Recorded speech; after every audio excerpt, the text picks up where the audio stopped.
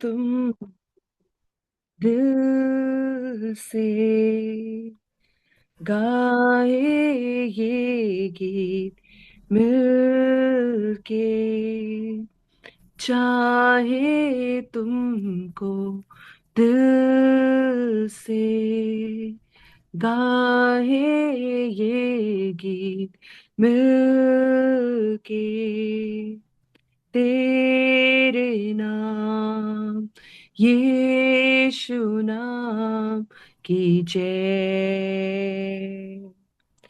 जिस नाम में है जिंदगी, वो नाम है यीशु मसीह।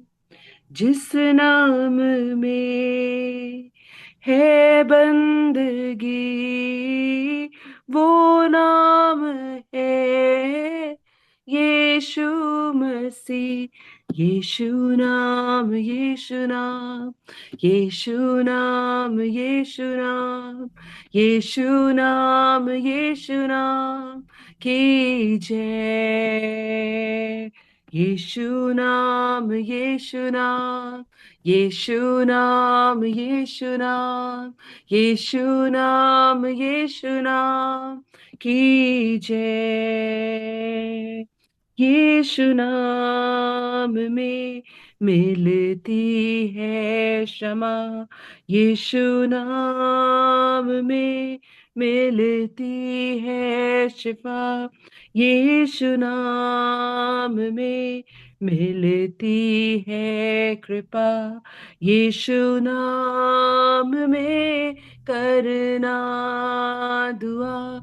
यीशु नाम, यीशु नाम, यीशु नाम, यीशु नाम, यीशु नाम, यीशु नाम, यीशु नाम, यीशु नाम, यीशु नाम, यीशु नाम की जय।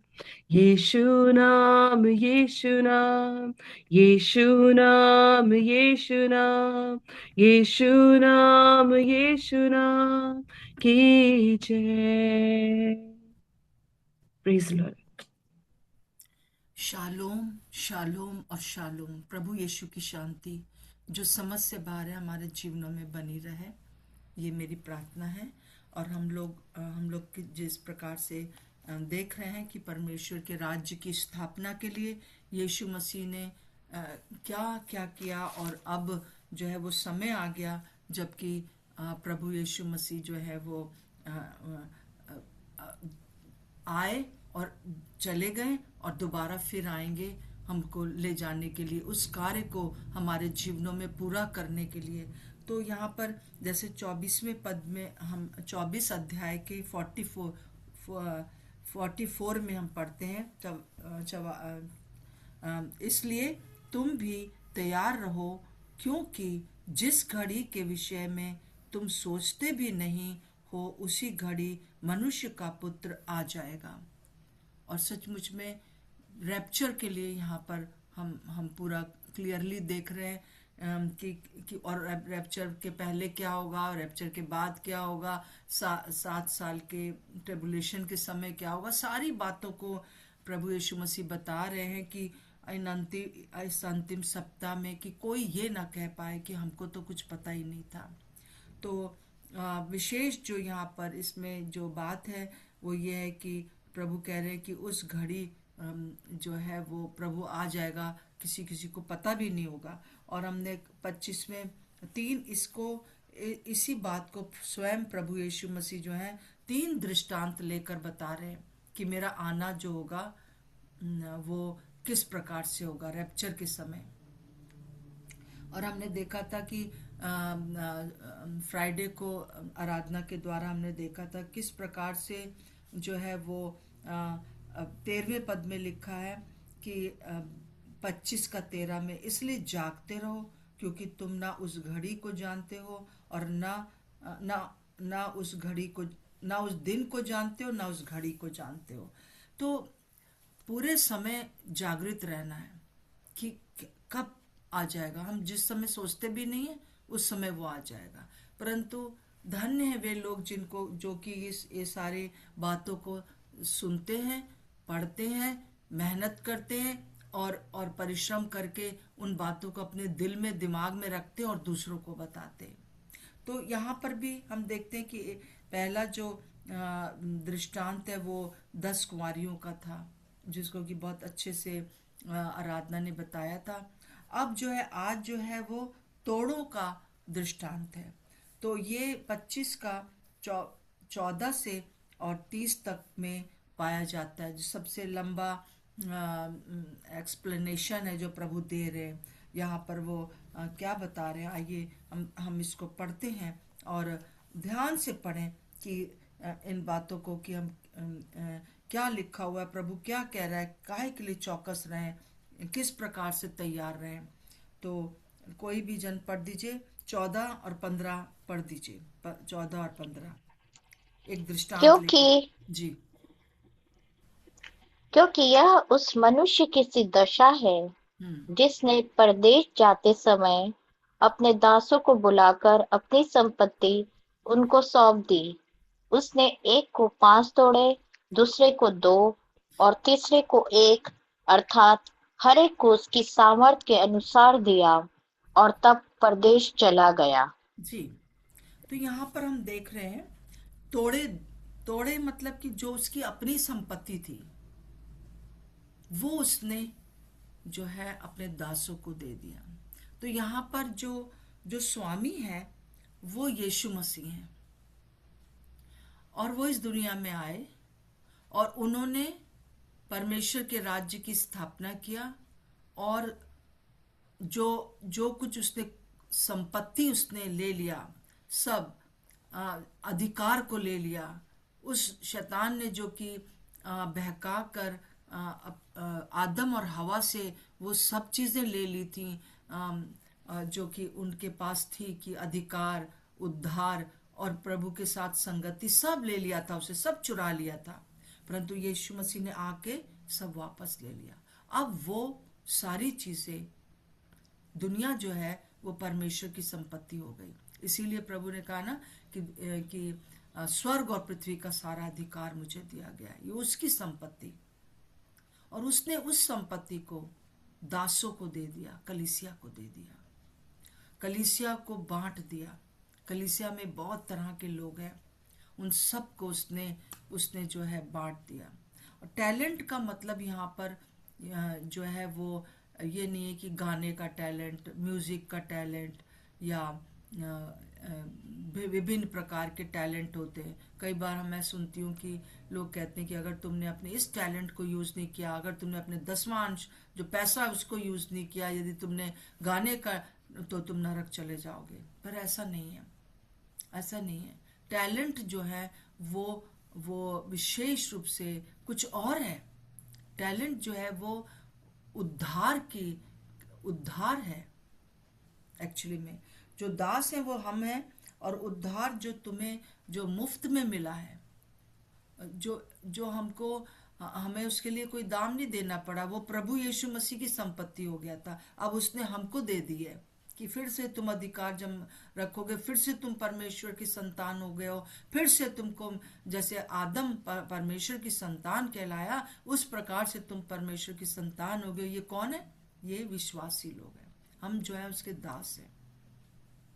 और उसने अपनी संपत्ति हम सबको दे दिया। उसने कहा कि स्वर्ग और पृथ्वी का सारा अधिकार मुझे दिया गया, इसलिए अब तुम जाओ।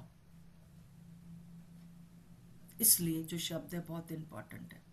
और उसने सबको जो है वो अपने टैलेंट को दे दिया। उसने जो है उस संपत्ति को दे दिया, बांट दिया कि हम उससे क्या करें, व्यापार करें और बढ़ाएं। मतलब कि मैं अगर प्रभु के पास आ गई हूँ, मुझे उद्धार का जो टैलेंट है, जो तोड़ा है, वो मुझे मिल गया है। अब इसी उद्धार जो मेरे जीवन में हुआ है वो दूसरों के जीवन में फ्लो करे और मैं और लोगों को कमा कर जो है प्रभु को वापस दे सकूं। सो ये एक तरह से हम इस बात को देखते हैं। हम मत्ती उसका 28वां अध्याय और उसकी पढ़ दीजिए, 18 से 20 पढ़ दीजिए जी। जी हाँ। हाँ यीशु ने उनके पास आकर कहा, स्वर्ग और पृथ्वी का सारा अधिकार मुझे दिया गया है, इसलिए तुम जाओ, सब जातियों के लोगों को चेला बनाओ और उन्हें पिता और पुत्र और पवित्र आत्मा के नाम से बपतिस्मा दो और उन्हें सब बातें जो मैंने तुम्हें आज्ञा दी है मानना सिखाओ, और देखो मैं जगत के अंत तक सदा तुम्हारे संग हूँ। जी हाँ। तो ये उसने हम लोगों को एक जैसे कि ये एक तोड़ा दे दिया है कि अब अधिकार जो मेरे पास है वो मैं तुम्हें देता हूं, और तुम जाकर इस अधिकार को सबके अंदर जमा दो, जैसे कहना चाहिए। और वो ही जो होगा वो हमारे हमारे लिए जैसे कि ये तोड़ा होगा, जो कि जैसे कि हम पढ़ते हैं इसमें कि जिसको 5 दिया था उसने 5 और कमा लिया, जिसको 2 दिए थे उसने 2 और कमा लिए। मतलब कि परमेश्वर ने, जैसे कि यहाँ पर एक बहुत अच्छी बात लिखी हुई है, अगर 15 में हम पढ़ते हैं कि उसने एक को 5 तोड़े, दूसरे को 2 और तीसरे को 1, अर्थात हर एक को उसकी सामर्थ के अनुसार दिया, उसकी सामर्थ के अनुसार दिया। जो जो वो कर सकता था वो दिया। मतलब हम देखते हैं कि कलीसिया में कोई पास्टर है, कोई इवेंजलिस्ट है, कोई कोई किसी को पांचों चीजें मिली हुई हैं, किसी को 2 मिली हुई है, तो प्रभु ने और उसको उन लोग कितना इस्तेमाल करते हैं। आपको प्रभु ने जो जो जिस स्थान पर रखा है, मान लीजिए कि मैं बिलीग्राम नहीं बन सकती हूँ कि मैं बड़े बड़े जो है जगहों पे जाऊं और बहुत बड़ी बड़ी मीटिंगों और बहुत से लोग प्रभु के पास, जो जो बिलीग्राम कर सकता है वो मैं नहीं कर सकती हूँ। परंतु मुझे प्रभु ने मेरे 2 बच्चे दिए, उन बच्चों को ही मुझे आगे बढ़ाना था, उनके जीवन में उद्धार के कार्य को पूरा करने के लिए ये मुझे वो करना था। ये मेरे 2 बच्चे टैलेंट मेरे लिए एक तोड़े के समान है, उनके अंदर परमेश्वर के राज्य की स्थापना। फिर उसके बाद और स्पिरिचुअल बच्चे दिए, उनके अंदर परमेश्वर के राज्य की स्थापना। और फिर उसके बाद जब प्रभु आएगा तो मुझसे ये लेखा नहीं लेगा कि तुमने बड़े बड़े क्रूसेड क्यों नहीं किए, तुमने बिली ग्राहम के समान क्यों नहीं किया, वो मुझसे नहीं कहेगा।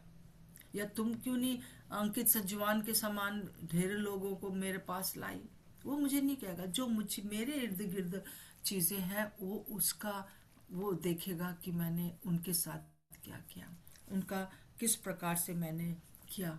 तो हम देखते हैं कि यहाँ पर जो आगे पढ़ दीजिए बहन, इसके आगे की हमने 15 और 16 पढ़ लिया ना, 17 से पढ़ दीजिए, पूरा पूरा 30 तक पढ़ दीजिए। अब यहाँ पे 3 लोग हैं, तीनों को अलग अलग उनके क्या प्रतिक्रिया थी जी। इसी रीति से जिसको 2 मिले थे उसने 2 और कमाए, परंतु जिसको 1 मिला था उसने जाकर मिट्टी खोदी और अपने स्वामी के रुपए छिपा दिए। बहुत दिनों के बाद उन दासों का स्वामी आकर उनसे लेखा लेने लगा। जिसको 5 तोड़े मिले थे उसने 5 तोड़े और लाकर कहा, हे स्वामी, तूने मुझे 5 तोड़े सौंपे थे, देख मैंने 5 तोड़े और कमाए हैं। उसके स्वामी ने उससे कहा, धन्य है अच्छे और विश्वास योग्य दास, तू थोड़े में विश्वास योग्य रहा, मैं तुझे बहुत वस्तुओं का अधिकारी बनाऊंगा, अपने स्वामी के आनंद में सहभागी हो। और जिसको 2 तोड़े मिले थे उसने भी आकर कहा, हे स्वामी, तूने मुझे 2 तोड़े सौंपे थे, देख मैंने 2 तोड़े और कमाए। उसके स्वामी ने उससे कहा, धन्य है अच्छे और विश्वास योग्य दास, तू थोड़े में विश्वास योग्य रहा है, मैं तुझे बहुत वस्तुओं का अधिकारी बनाऊंगा, और अपने स्वामी के आनंद में सहभागी हो। आंटी 30 तक पढ़ना है ना पूरा? 30 तक, हाँ पढ़ दीजिए। जी। तब जिसको एक तोड़ा मिला था उसने आकर कहा, हे स्वामी, मैं तुझे जानता था कि तू कठोर मनुष्य है। तू जहाँ कहीं नहीं बोता वहां काटता है, और जहाँ नहीं छींटता वहां से बटोरता है।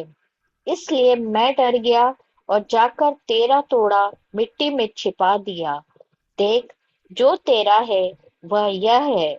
उसके स्वामी ने उसे उत्तर दिया, हे दुष्ट और आलसी दास, जब तू यह जानता था कि जहाँ मैंने नहीं बोया वहां से काटता हूँ, और जहाँ मैंने नहीं छीटा वहां से बटोरता हूँ, जो तुझे चाहिए था कि तुझे चाहिए था कि मेरा रुपया सराफों को दे देता, तब मैं आकर अपना धन ब्याज समेत ले लेता।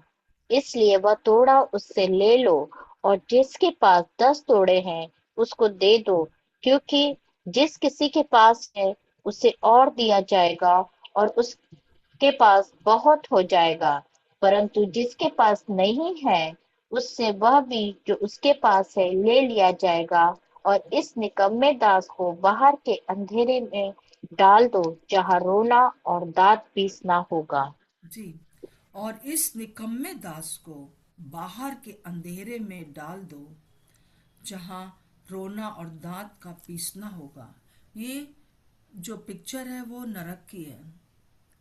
ये एक तोड़े वाले को क्यों क्यों स्वामी ने क्यों नरक में डाल दिया?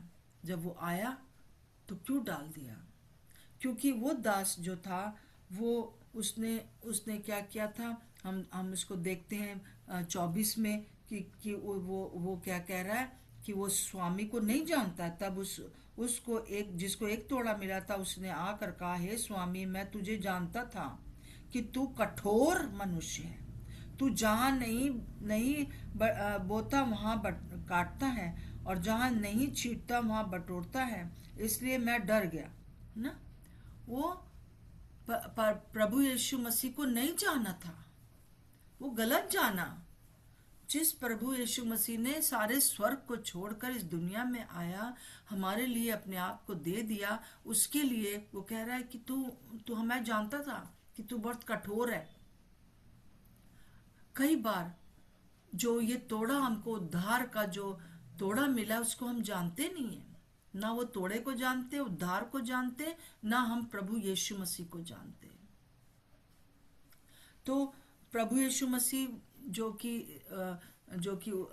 कि उद्धार करता है, और उसने हमको जो है वो किस प्रकार से उद्धार के लिए अपनी जान दिया, और हमारे हमारे लिए वो मारा गया, गाड़ा गया, हमारे लिए उसने मुंह को पर थूक लिया, और उसके लिए वो कह रहा है तू बहुत कठोर है।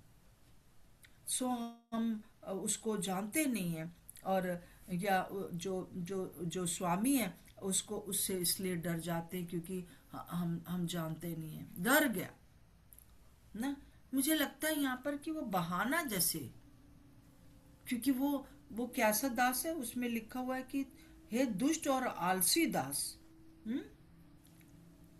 तो दुष्ट मतलब जहां कहीं पर भी दुष्टों की संगति में ना बैठना, दुष्टों के साथ उठना जहां दुष्ट आया उसका जो मतलब है वो बाइबल में वो परमेश्वर को ना जानने वाला व्यक्ति। और जो धर्मी है वो जो प्रभु को जानने वाला है। धर्मियों की मंडली में हमको बैठना है। बहुत सी जो धर्मी मनुष्य है वो ना दुष्टों की मतलब युक्ति पर नहीं चलता, ना उठता है, ना बैठता है उनके साथ। ये जो है, और ये आलसी है, इसलिए वो बहाना कर रहा है कि उसने जो जो जो उसने क्या किया, जो उसको उद्धार मिला था, जो उसको सैल्वेशन मिली थी, उसने उसने जो है नहीं पहचाना। ना सेवियर को पहचाना, मतलब कि जो हमारा उद्धार करता उसको पहचाना, ना उस उद्धार को पहचाना कि वो कितना कीमती है। कई बार हम लोग अपने आप हम सोचते हैं कि अरे हम तो कुछ भी नहीं है, परंतु जो हमें उद्धार मिला है ना, उसके सामने और कोई भी चीज ठहर नहीं सकती है। बड़ा भारी हमको जो है ये तोड़ा मिला हुआ है, जिसको कि जिसको कि हमको समझना ज़रूरी है। और उसने क्या किया ना, वो उसने उस तोड़े को भुला दिया। मैंने लिख रखा है कि उसने उसको छिपा दिया, उस उद्धार को किसी को पता नहीं चलने दिया, मतलब कपड़े में लपेट के जमीन के नीचे गाड़ दिया, कोई जान ही नहीं पाया। जैसे कि एक व्यक्ति ने कहा कि मैं 30 साल से इस ऑफिस में काम करता रहा, पर कोई जन जान नहीं पाया कि मैं क्रिश्चियन हूं। देखिए, ऐसा होना चाहिए। क्या ये सच है? ये सही बात है? नहीं। हर एक को मालूम होना चाहिए कि मैं एक मसीह हूँ, और मेरी ये टेस्टमनी है कि मैं घूस नहीं लेता हूँ। मैं जो टीचर हूँ तो मैं अच्छे से बच्चों को पढ़ाती हूँ। मतलब एक गवाही होना बहुत ज़रूरी था। उसी से हम जो है कमाते हैं। उसी से अगर मान लीजिए कि पेंटिकोस के दिन जो है 120 लोग जो ऊपर की कोठरी में थे, और पवित्र आत्मा उतरा, और ये उसको उनको और टैलेंट मिला, और ज़्यादा उद्धार का जैसे कहना चाहिए अश्योरेंस, और आगे बढ़ने का, और तोड़ों को और इकट्ठा करने का, व्यापार करने का स्पिरिचुअल जगत में मौका मिला। अगर वो लोग सबके सब जो था पाकर कुछ ना करते तो क्या होता? अपने अपने घर वापस चले जाते, और अपना जो अगर मछली पकड़ने वाले थे तो मछली पकड़ने लगते, या कुछ कुछ ना करते। परंतु उसके बाद उनका जीवन बदल गया। उद्धार प्राप्त करने के बाद इन इन 120 लोगों का जीवन बदल गया। पवित्र आत्मा पाने के बाद उनका जीवन बिल्कुल ही बदल गया। उनके माइंड खुल गया, और उन्होंने अपनी जान तक न्यौछावर कर ली इस उद्धार को जो है का व्यापार करने में। तुरंत उन लोगों ने किया, है ना। और तो हमको हमको इस बात को देखना चाहिए, और प्रभु ने जितना हमें दिया है उसी का वो लेखा देगा, मतलब लेगा हमसे। हमसे वो ये नहीं कहेगा कि तुमने ऐसा क्यों नहीं किया, ऐसा क्यों नहीं किया, परंतु जो उसने हमें दिया है, जहाँ पर रखा है, वहीं का वो हमसे लेखा लेगा कि हमने इस उद्धार के कार्य को उन लोगों से छिपा के रखा। या मैंने बताया, यही तो है प्रार्थना जो कि प्रभु ने सिखाई। हमारा थीम जो चल रहा है कि हमारे पिता, तेरा तेरा तेरा राज्य इस पृथ्वी पर आए, तेरी इच्छा जैसे स्वर्ग में पूरी होती है, इस पृथ्वी पर पूरी हो। मेरे जीवन में पूरी हो, पृथ्वी पर पूरी हो। तो और उन लोगों ने क्या किया था? 16वें पद में अगर हम देखें तो बहुत ही सफाई से लिखा है, तब जिसको 5 तोड़े मिले थे, उसने तुरंत तुरंत, है ना, व्यापार करना आरंभ कर दिया, लेन देन किया। हम्म और और प्रभु को क्या किया? दुगना लौटाया। 5 मिले थे तो 10 दिए, 2 मिले थे तो तो उन्होंने जो है वो बड़ा दायरा मिला। जितना दायरा मिला उतने में उन्होंने जो है अब उस कार्य को पूरा किया। और परिणाम क्या हुआ? हम 21 और 23 पढ़ दीजिए। 21 पढ़ दीजिए पहले, फिर 23 पढ़ दीजिए। दोनों को क्या प्रभु ने एक सा इनाम दिया। ये नहीं कि जो उसको 5 दिया था तो उसको ज्यादा इनाम दिया, जिसको 2 मिले थे उसको कम इनाम दिया। पढ़ दीजिए। हाँ, 21 और 23। उसके स्वामी ने उससे कहा, हाँ। धन्य हे अच्छे और विश्वास योग्य दास, तू थोड़े में विश्वास योग्य रहा, मैं तुझे बहुत वस्तुओं का अधिकारी बनाऊंगा। अपने स्वामी के आनंद में सहभागी हो। हम्म। 23वां वचन। उसके स्वामी ने उससे कहा, धन्य हे अच्छे और विश्वास योग्य दास, तू थोड़े में विश्वास योग्य रहा, मैं तुझे बहुत वस्तुओं का अधिकारी बनाऊंगा। अपने स्वामी के आनंद में सहभागी हो। जी हाँ, दोनों को एक ही रिवॉर्ड मिला कि अधिकारी हो और मेरे आनंद में शामिल हो जा, हमेशा हमेशा के लिए। प्रभु का धन्यवाद हो। और प्रभु जो है और हमसे यही चाहता है। और जो जो जो जिसको एक मिला था, जिसने छुपा दिया था, वो नरक में डाला गया, क्योंकि उसने उद्धार को पहचाना नहीं। वो लैंग्वेज तो शायद बोलने लगा, परंतु प्रभु के साथ उसकी जो इंटीमेसी है वो नहीं थी। जैसे कि हम 25 का 1 से 13 में जो हमने 10 कुंवारियों का पढ़ा था, हमने इसको देखा था हमने, तो वहाँ पे 12वें में क्या लिखा है कि उसने उनसे उत्तर, जब उन्होंने खटखटाया स्वामी स्वामी खोलिए, तो उनका मैं तुम्हें नहीं जानता, अर्थात तुम मुझे नहीं जानते। कलीसिया में तो आ गए परंतु तुम जानते नहीं हो। कलीसिया में तो आ गए परंतु तुमने वो कपड़े नहीं पहन रखे थे उस व्यक्ति ने। ये बार बार प्रभु इस चीज को बता रहा है कि आज हम लोग इस बात को जान जाएं। और ये कारण क्या है? क्योंकि अभी भी वो प्रभु को ना जानने की दुष्टता है। अधर्म का मतलब है परमेश्वर को ना जानना, परंतु प्रभु ने हमारे अधर्म को क्षमा कर दिया। अब हम जान गए, तो जब जान गए तो जो हम प्रभु के राज्य की स्थापना के लिए कर सकते हैं प्रभु के साथ, वो हमें करना जरूरी है। और हमसे वो ज्यादा नहीं मांग रहा है। शायद किसी को प्रभु ने सिर्फ ये कहा है कि तुम भाई प्रार्थना किया करो, क्योंकि कई लोग घंटों प्रार्थना कर सकते हैं, कई लोग प्रचार घंटों कर सकते हैं, हियाव के साथ उनको लगता है कि हम खड़े हो जाएं, चाहे कोई भी कुछ भी हो जाए हम देंगे। तो जिसको जो वरदान मिला वो हमको करना है। तो मुझे जो है, मुझे क्या करना है, इस बात के लिए हम देखते हैं परमेश्वर के राज्य की स्थापना करना है, उसके राज्य को उसका राज्य आए इस पृथ्वी पर, ये हमें करते रहना है। जैसे प्रभु यीशु मसीह ने यूहन्ना उसके 21 के में कहा, पतरस से 15 से 17 के बीच में, पतरस क्या तू मुझे प्रेम करता है? उसने कहा हाँ मैं करता हूँ। तो मेरे भेड़ों को चरा, मेरे मेमनों की रखवाली कर। जो बाहर मेमने हैं, जो अभी बाहर हैं कलीसिया के, उनको अंदर लेकर आ, उनको चरा, उनको भोजन खिला, वचन समझा। आलस ना कर इस बात के लिए, अपने विश्वास को बढ़ाने में आलस ना कर और दूसरों के विश्वास को भी बढ़ाने में आलस ना कर। प्रभु हमसे, हर एक विश्वासी से वो यही चाहता है। उद्धार जो मुझे मिला है उसके कामों के द्वारा, हमारे कामों के द्वारा नहीं, परंतु उसका अनुग्रह है और उसको हम आगे बढ़ाएं। संसार के दूसरे काम तो हम बहुत अच्छे से करते हैं, है ना। जैसे अपने बच्चों के ही आप ले लीजिए कि हम चाहते हैं उनको ट्यूशन्स कराते हैं, उनको कहीं ये प्रैक्टिस करवा रहे हैं, कहीं वो प्रैक्टिस करवा रहे हैं कि हमारा बच्चा जो है आगे बढ़ जाए। परंतु क्या आपने ये मेहनत करी है कि उनको जो है वो परमेश्वर के जो वचन है उसमें हम आगे बढ़ा दे, उठते बैठते। परिश्रम है ये।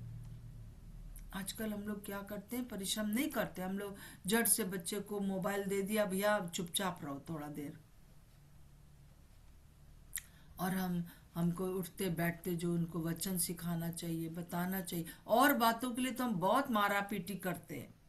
परंतु अगर बच्चे ने कह दिया कि हम चर्च नहीं जाएंगे, हम जो है वो आज जो है हम यूथ मीटिंग में नहीं जाएंगे, हम कहते चलो छोड़ो यार कोई बात नहीं है। या आज हम आधा घंटा बाइबल पढ़ने के लिए जैसे हम कहते हैं अपने बच्चों को, नहीं पढ़ेंगे, आज नहीं पढ़ेंगे। हम जब एग्जाम होने वाला है तो मार पीट के हम जो है उनको पढ़ाते हैं, परिश्रम करते। परंतु अगर उस बच्चे ने कह दिया आज हम बाइबल नहीं पढ़ेंगे, कोई बात नहीं बेटा ठीक है चलो, नहीं। ये दायरा जो हमारा है, हम ज़्यादातर स्त्रियां हैं यहाँ पर और भाई लोग भी हैं, तो हम देखते हैं अपने बच्चों के लिए।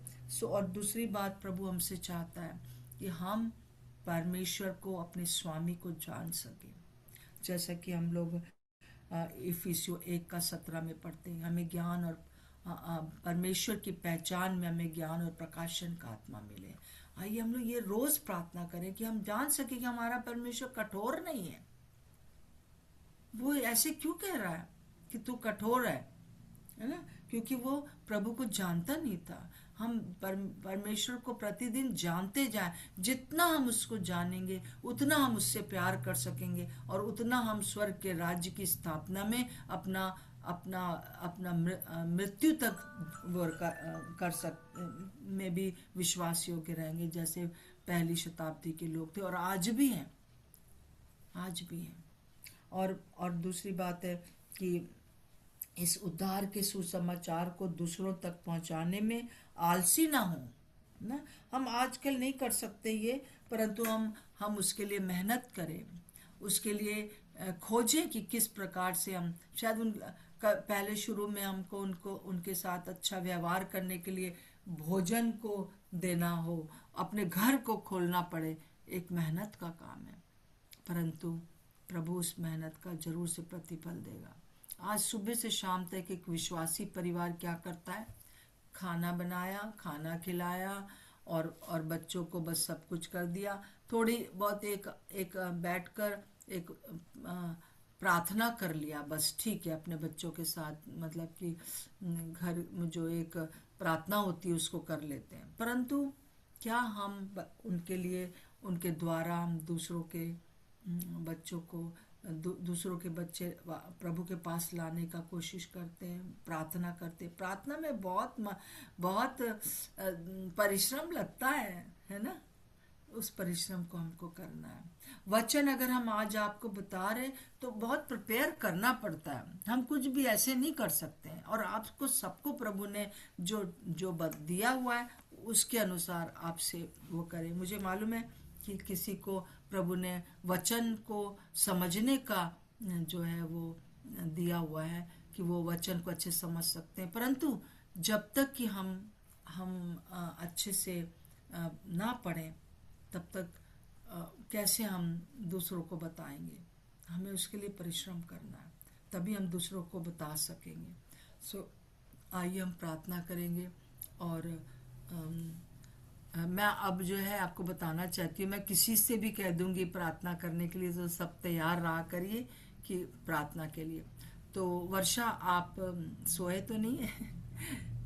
मैं विश्वास करती हूँ। वर्षा, आप प्रार्थना करिए आज के जो पूरा ये है इसके लिए कि प्रभु हम लोगों को जो उद्धार हमको मिला हुआ है किस प्रकार से हम उसको दूसरों तक बांट सकें।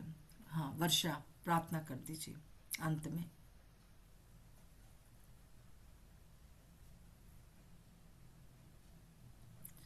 आप म्यूट है।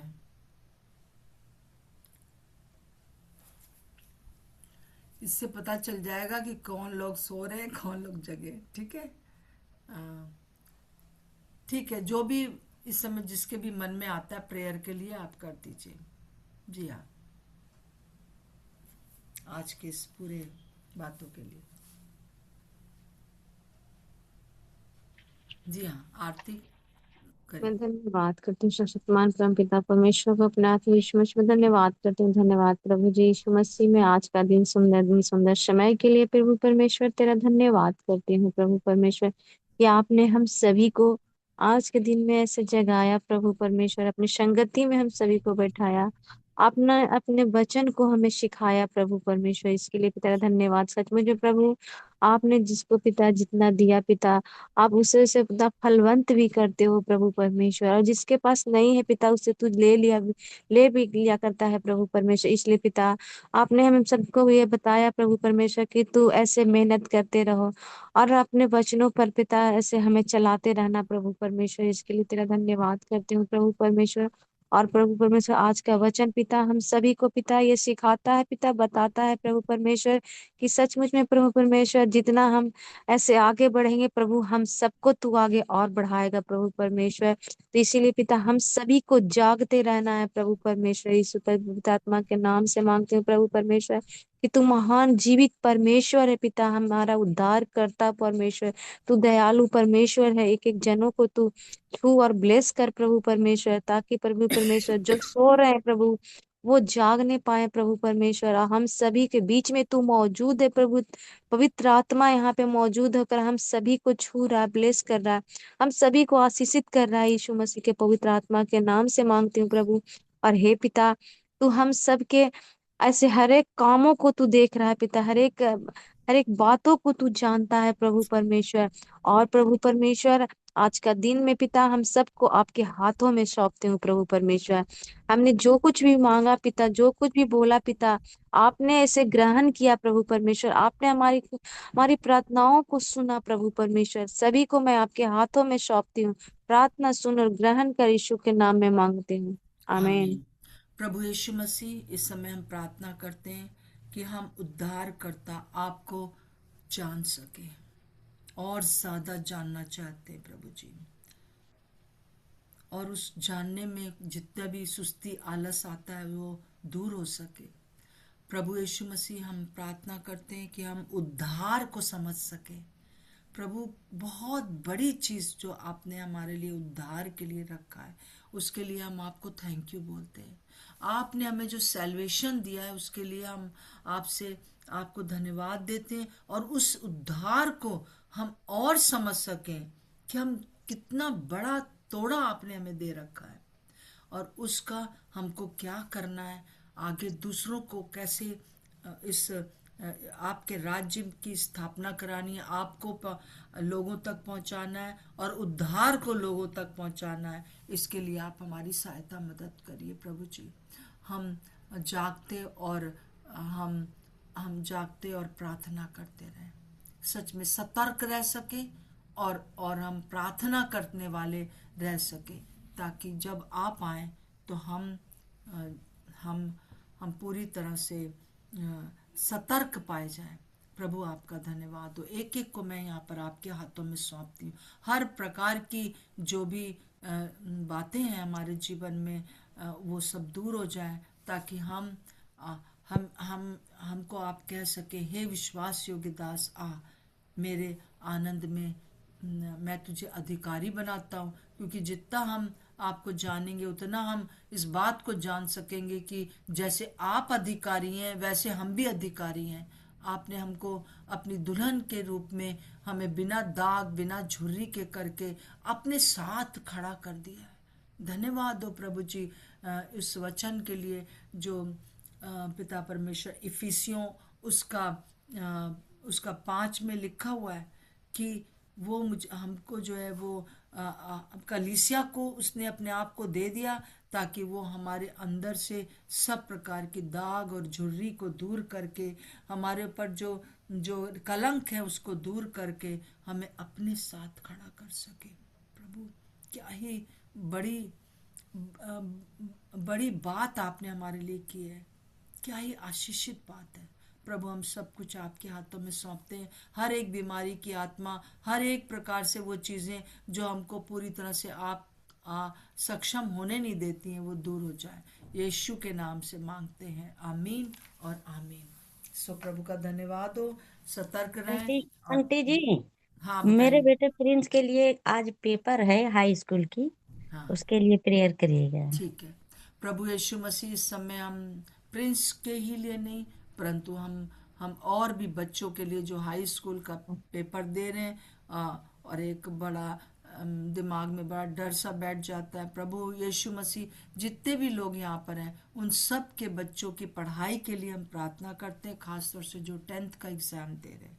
प्रिंस के लिए, हम उज्जवल के लिए, हम जय के लिए, हम अनुराग के लिए, और पिता परमेश्वर जिन जिन बच्चों का हम जानते हैं उन सब का नाम ले। काव्य के लिए पिता परमेश्वर, हम और भी बच्चों जो जो हैं प्रभु, जिन जिन के घरों में प्रभु जी उन नाम लिए जा रहे हैं, वो सब के सब बहुत अच्छे से एग्जाम देने वाले हों प्रभु, और वो जान सके कि कोई है जो कि हमारे लिए प्रार्थना कर रहा है। बहुत इजीली हमने पेपर दे दिया। यीशु मसीह के नाम से मांगते हैं, आमीन। ठीक है, सबके लिए प्रार्थना करते जय रहें। मसीह आंटी सबको जी। जय मसीह की। जय मसीह जी जय आंटी जय जी। मसीह लॉर्ड, आंटी, जय मसीह की। सभी को जय मसीह। जय लॉर्ड जय सभी बहनों को मसीह नमस्ते। जय मसीह की सबको। जय जय मसीह। मसीह की सबको। जय मसीह की। शालोम। सबको जय हाँ, मसीह, जय जय मसीह मसीह की। दीदी। शालोम, शालोम और शालोम।